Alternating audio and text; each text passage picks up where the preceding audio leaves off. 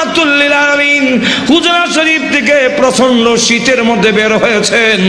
এমনি তাকায়া দেখে একজন বাঁকা হয়ে দাঁড়াইছে, সোজা হয়ে দাঁড়াতে পারে না, কাপড় এইভাবে ধরে রেখেছে। দাঁড়ায় বলেন আসসালাতু ওয়াসসালামু আলাইকা ইয়া রাসূলুল্লাহ। আল্লাহ নবী বলেন, কে রে তুমি এত গভীর রজনীতে আমাকে সালাম দিচ্ছ? আল্লাহ নবী যেই মাত্র জিজ্ঞাসা করলেন, উনি ডাক দিয়ে, হুজুর আপনি কি আমাকে চিনতে পারেন নাই? আমি আব্দুল্লাহ। আল্লাহ নবী বলেন, কোন আব্দুল্লাহ?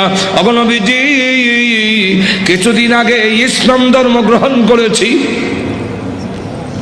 আমার নাম ছিল আব্দুল উজ্জা, আমি আপনার নামটা পরিবর্তন করে আব্দুল্লাহ রেখেছেন, আমি সেই আব্দুল্লাহ।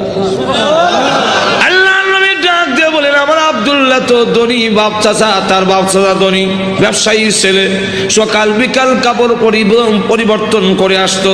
আজকে তো দেখা যায় গায়ে কাপড় নাই, একটা কাপড়ের টুকরা পরিধান করা, সোজা হয়ে দাঁড়াতে পারে না, তার লজ্জাস্থান খানি হয়ে যায়, হাত দিয়ে ধরে রাখছে কোনো রকমে কাপড়ের টুকরা। আল্লাহর নবী বলেন, আমার আব্দুল্লাহর এই অবস্থা কেন?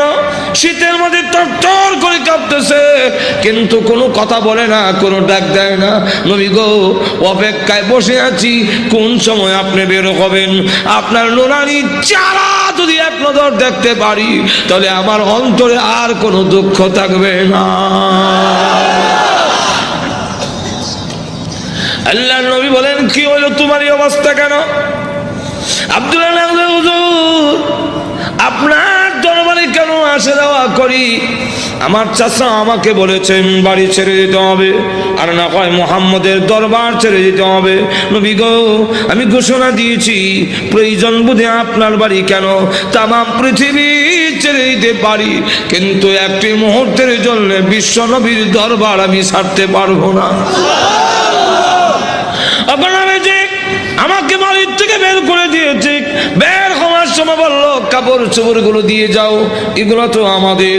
উদ্দেশ্য হইল আমি উলঙ্গ হয়ে গেলে এটা যাব না, লজ্জায় তখন করে বসে থাকবো, আপনার দরবারে আসবো না।